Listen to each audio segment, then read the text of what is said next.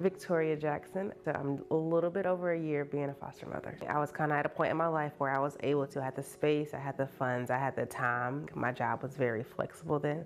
And so I was like, I'm gonna go for it. Looked through multiple different agencies, and Thornwell stuck out to me the most. And then when I called, it was absolutely amazing. I remember I was sitting at my mom's house and I was talking.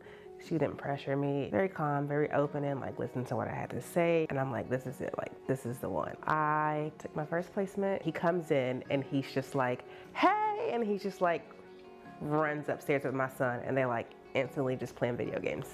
And I'm just like, okay.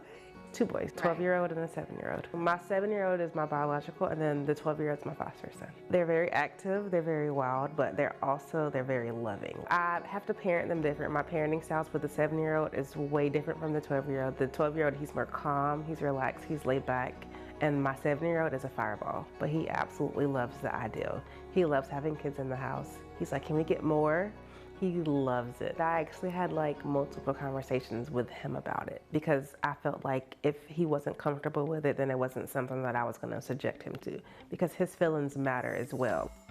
I am a foster care family specialist. Tracy has been phenomenal. I walk beside foster parents who decide to open their homes for the sake of a child, and I help them navigate this.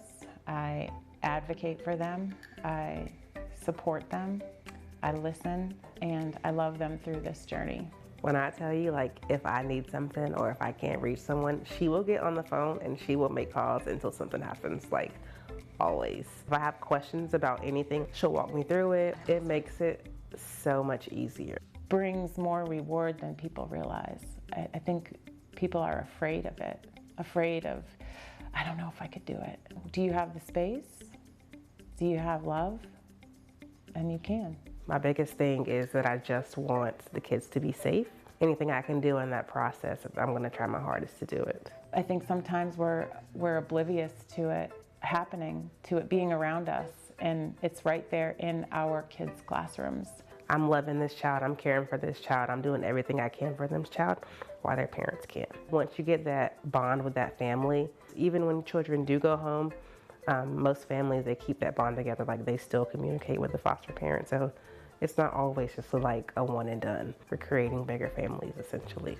Parents need a family to take care of their child. We live in a world where we just go about our day, and why not make someone else matter? Why not show someone else that they matter, especially a child in need? What a great way to open your home and your heart.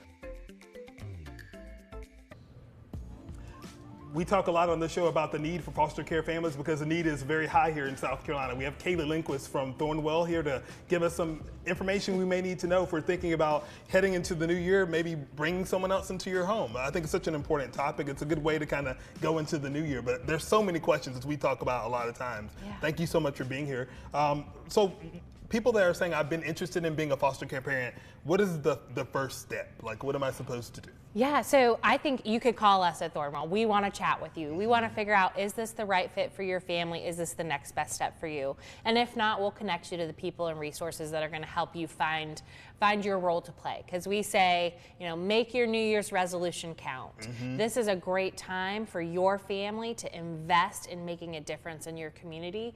Foster care is one way to do that, and it's really going to impact not only your family, a child and their family, but it really is going to impact your entire community. And there's so many different scenarios that a lot of folks may not think about, but I'm sure you guys get a bunch of FAQs all the time of what if this, what if that? Yeah. What are some of the things that you guys hear from people that may be saying, I don't know if I'm going to be the right fit, but I want to know more about that? It's really normal to have a lot of questions, and even as you start considering it, to have a lot of doubts.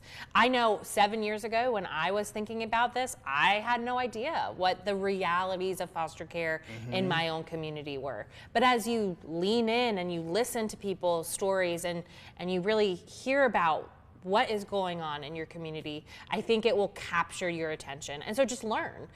We hear people say, how will this impact my marriage? How will this impact my kids? It's going to. Yes. There's going to be really wonderful, beautiful rewards, but there are challenges, there are stressors, you know, as you are trying new things, as you are inviting new people into your home, you know, as you're learning new ways of interacting with people and communities and navigating systems. So it is both beautiful and challenging. You know, how does this work financially? That's a big one, yeah. That's a big question. And I think talking about money is a little bit taboo. We could feel a little bit uncomfortable, but that's an important question. There's no minimum income requirement to foster, but we do want to make sure that your family is financially stable. You do receive a board payment or a stipend for fostering a child that covers the essentials. They get Medicaid automatically. So in terms of out-of-pocket cost, it's not huge, but there is some cost associated with raising a child. And I think those are all questions that, you know, people are always a little antsy about asking because you don't want to seem like you're in it for the the monetary, you know, benefits or anything like that. You want to help that child. And that is a stereotype that we see in the media and stories and movies that we hear. And so we want to talk to you. What is the realities of how this is going to actually impact your family, your relationships, your time, your money, your routines, all of that. That's completely realistic. We know people are doing this out of the goodness of their heart, but you know, we saw Vicki talk about in that package, she's an amazing foster parent, but as a single mom, she really had to consider, how is this going to work? Right. And we want to talk to you. And I'm glad you guys are sharing those real stories too. They're so important to be able to hear those. I love the fact that if you're on the phone talking to someone, you're talking to someone who's gone through it. And I love that you keep it real. It's like there are some challenges. There are big rewards, but there are also challenges. So I think it's important. It is really important to us at Thornwell that we talk to you, you know, realistically about your expectations and our expectations, because at the end of the day, it's the kids that are going to win or lose. Yes, and like we say, the South Carolina has a big need for foster care families. So if you're interested in learning more, asking some questions, you can go to thornwell.org to find out more about that. Contact Kaylee and the team over there, and they'll take good care of you. Thank you for all that you do. Happy New Year to you. Thank you. Happy New Year to you too. Yep. Coming up.